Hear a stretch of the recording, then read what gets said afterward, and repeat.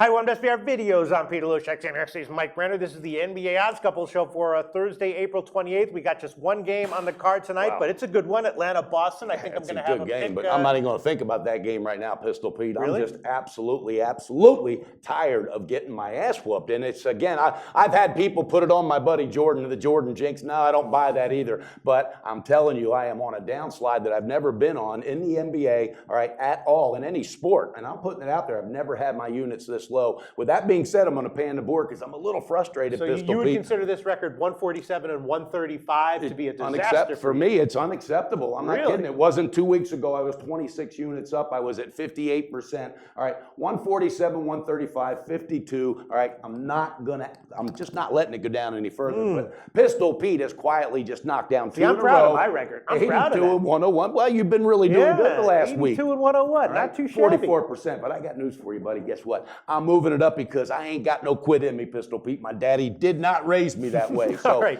Sounds good. All right. Well, no, serious. I had to let it out. Oh, I'm not kidding you, bro. I'm not used to this. I'm not producing. Thank God I got some power picks that I've been doing on my personal account that's helped me cash some money. But I'm going to straighten it up, and I'm going to do it tonight. Okay? Listen, I can't lose tonight. Trust me. I mean, you had a great regular season, and the playoffs is its own separate thing. So a lot of times, if you catch a bad wave from the playoffs, it lasts from game to game. But overall, look, you had a great regular season, and yeah, you had a bad run in the playoffs. But it happens to the best of them. I know, all right. I just wear it on my sleeve, Pete. I want to win them all. Absolutely. All right. Well, we got one game tonight, Atlanta and Boston. Right now, Atlanta's up 3-2. They kind of solved Boston, though, yesterday. Isaiah Thomas was great in games 3 and 4. Yeah, he averaged 34 in those two games. All right. They figured out how to solve him in game 5, though, and he's banged up. But guess what? I got a lot to say about this. That's kind of an ominous sign. Feels like, looking at this one, that Atlanta at this point just has too much for Boston. That Boston's not really going to have an answer for them. It's possible that the refs will come in and just say, we got to get a game 7 here. The refs will hand the game to Boston. And then you think the refs make that decision, Pistol Peter? Does that come from upstairs? Comes from upstairs. Comes from the very, very top. Okay. And so that's always a possibility. But feels like Atlanta's got too much for Boston. My sense on this game is that, and it's not a huge play, but I think it's solid.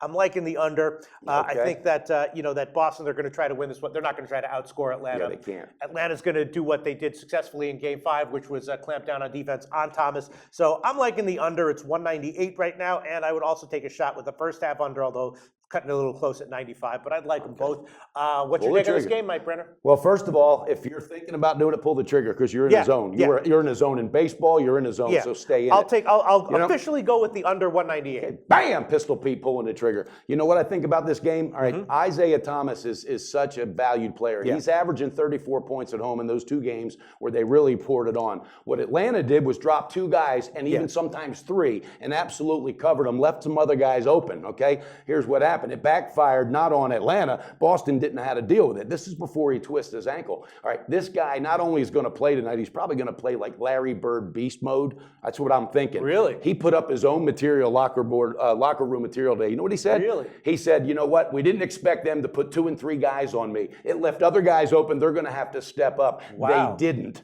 He goes, but I believe they can tonight. So now he's letting his teammates know, you guys didn't handle business when you were wide open, when they were double and tripling me. So I think he comes tonight on fire. His ankle's turned, but you know what, buddy? They're going to cortisone that thing. He's going to come out, and I can't lose tonight. That's all I'm going to say about his ankle's turned, which means that in 3 days he's not going to be able to walk, but tomorrow he's going to be able to play like Who knows? He might come out like a player. valiant soldier, but I'm thinking. I'm anxious to see what. So you think that Boston has the personnel to actually accomplish what he's putting up on the board? I don't know, because something happened in that game the other night kind of freaked me out. I had the Hawks on the quarter, all right? They were behind by 10 points midway through the second quarter, all right? In the next 18 minutes, they scored 70 points. I mean, that game was all up and down, and you wound up being on the wrong side of a few of the ups and downs. But I mean, there were times when the Hawks were. What was your pick on that one? You took. I had a quarter and a half. The half covered, the quarter didn't. I went 1 and 3 that day. But if you had taken them in the third quarter, oh my God, Jesus. forget about it. I'll tell you what, that's probably a nice play today for Boston on the third quarter. But. So you're liking Boston here? Well, no, I can't lose tonight. I'm not going to lose tonight because you know why, Pistol Pete? For the first time in the history of this show, I don't have a pick. You're going to pass. No, I am that's absolutely passing because I think it's the best thing I can do, the remedy to start getting back on track. Yeah. And I'm not desperate. I'm not going to reach. I'm not going to just, bottom line, I'm resting tonight. I'm going to enjoy my family. I'm going to watch the game. Yeah, and I'm going to come back refreshed. And I'm going to kick some ass this week. And that's what's going to happen. There's only one game. So let me ask you something. Do you think that Boston is going to step it up offensively? I think they have to. I think they bring everything but the kitchen sink. And I think Evan Turner's going to be a key. And Kelly Olynyk, who was kind of quiet last game. But I think Atlanta found something, and I think Jeff Teague might just take off. But I got to stay off. I think it's the best remedy for me. Yeah. Whatever you're thinking when you're talking about the unders on the half in the game, Pistol Pete, you're in that zone. And we know when we're in that zone. I will give the under 198 officially. The first half I'm leaning there, but that's a low freaking total, 95. I'm leaning that way, but I'll just stick with the full game under 198. Okay. Definitely, though, on this game. Again, this seems ripe and pregnant for a second half play, maybe even 2 second half plays. I said that before. And I'm expecting you to tweet it out, and I appreciate you stepping up to the plate for that because the bloggers have really appreciated it as well. So my NBA second half tweets are 10-3 against the spread, 1-2 on sides, 9-1 on totals. And numbers don't lie. Yeah, including 2 last night. I had the under in the Miami game and the over in Portland. Complete pass on the. If there was a bet available, I would have lost it because if I really didn't think you were going to follow through on the Twitter. So I would have lost that. So you would have lost that one too. And I'm proud of you, Pistol Pete. Keep it up. But I got news for you. Check this out. I'm going to fire up this week, and I can feel it, the cylinders. I'm going to get back on track. And NBA update: Houston's Dwight Howard is in serious talks already with Orlando Magic. He might be going back home. So tune in for that one as well. All right. Well, let's get some more insights on this game with Jordan Sharp, who will be joining us remotely via Skype. Jordan Sharp, man, this guy is like I said it before, he's a human Twitter feed. He does more research on these games than anyone I've ever heard analyze them. He's got everything, every angle broken down. You can't stop him. You can only hope to contain him. That's what they say about Jordan That's why Sharp. his picks on props tend to be very good because, as we know, prop odds are very soft. That's why the limits are low. They can be beaten by recreational players. Jordan Sharp, thanks for being with us. Fellas, I wish I could say that I've been good with my props of the playoffs, but I don't know about the containing, hope to containing. I've been more like a streak shooter, like I'm hot for 3 days, and then I'm just ice cold for the next 3. I just can't. I can't explain it these playoffs. You jinx me, and then you're going to turn around, and then now you're going to get jinxed. That shit ain't going to happen. Hey, I'm not taking any credit for the Jordan jinx right now. All right, that you're on your own. I took credit for it last week, but not this time, Basically, buddy. what we're saying is everyone in this show is jinxed. Yeah. We're all awesome handicappers. We're just jinxed. I'm just giving you a hard time, my man, and I hope you pull out of it as well. But I can identify with the streak shoot. Now, right now, I can't even streak shoot. I'm just getting run over. But I really feel tonight kicking back, I'm going to just kind of reevaluate some things, Jordan, and come out seriously headstrong and ready for a great weekend. All right, so Jordan Sharp, Isaiah Thomas got contained in Game 5, and now there are reports that he's banged up. Of course, we know that the drugs that the trainers can use are just miraculous drugs that can have a person who's completely banged up in prime shape for one game. What's your take on Boston here? Do you think they can bounce back, or do you think they're beaten? I mean, they've been extremely formidable at home in the 2 games in this series. And, it's one of those things where you look at how badly they played. Isaiah Thomas, pretty much all the Celtics played in game number 5 of the series. Can't get much worse than that. So you have to expect the home cooking is going to help them a little bit. And I hate to say it, Pete, but my 2 official picks are fading yours entirely. I like the over on both the half and the game in this one for a couple of reasons here tonight. That's interesting. Let's hear the reasons. The under has gone 4 out of 5 games in this series so far. So the last 3 games, you look at the pace of these 3 games. The game number 3 in Boston had a pace of over 100 possessions per 48 minutes. The last one the other night had a pace of 97. The one that went the only game that went over in this series had a pace of only, I think, 92, 93. But also that was a game where everybody was hitting shots. And like you guys said, I think that Boston has very little chance in this game of getting into a half-court battle with Atlanta. They're outmatched talent-wise. Atlanta just has too many options to go to offensively. They're a very balanced team. All 5 of their starters are capable of giving you double figures. But the one thing they can do is play pressure defense, force turnovers, and run. Get in on the fast break. And I think I like you said, I'm going to talk you out of going under here for the first half because the Atlanta Hawks have been very consistent scoring the ball in the first half of the series. I think they're averaging about 47 points per first half. Boston averaging almost 52 points per first half in the two games in Boston in this series.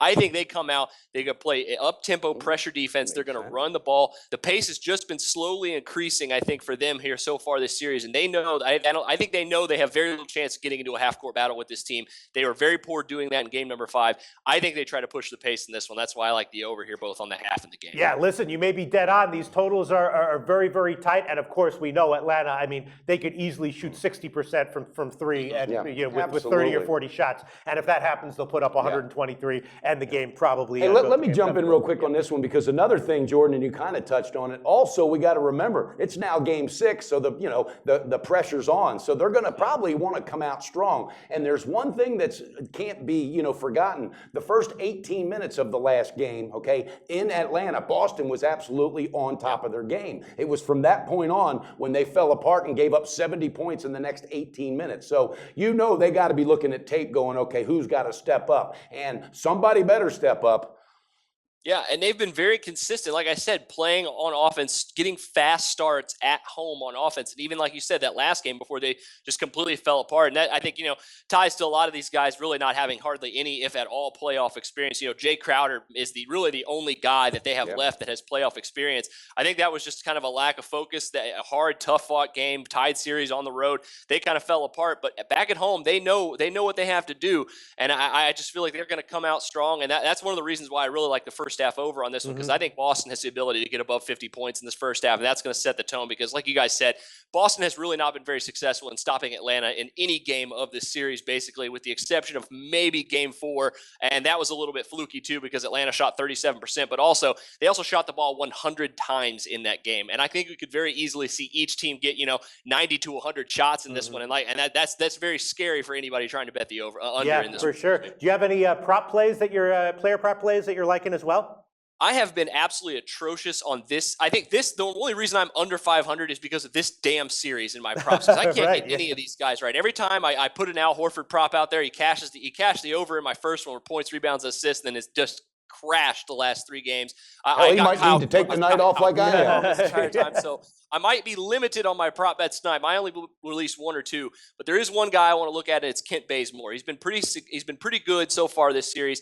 I think his points rebound prop could have some value, and I also think, like Mike said, and he touched on it, the Hawks, if they're going to win this one, it's all on the shoulders of Jeff Teague. Paul Millsap has been a one-hit wonder. He had that one huge game, and he's been absolutely atrocious. The other 4, it all revolves around Jeff Teague. One time, I think I called Jeff Teague the peanut butter and jelly of point guards. He's solid, but he's not great. But he's got to be great tonight, and I think he might come out and have a pretty good game. He's got to get above 20 points, though, if they want to win this game. All right, Jordan Sharp, interesting thoughts as always. Mike Brenner, interesting analysis, right? Yeah. You're taking a pass, which is absolutely, par for the course in sports betting. I'm going to take a shot with the under 198 going directly against Jordan Sharp, who likes the over 95, and the over 197.5 is also one of the market lines. Mike Brenner, we'll see how this game turns out. I very well may have a second half tweet on this one as well. I figured you would. We'll be back for the Friday games tomorrow. I'm looking forward to the weekend, Pete.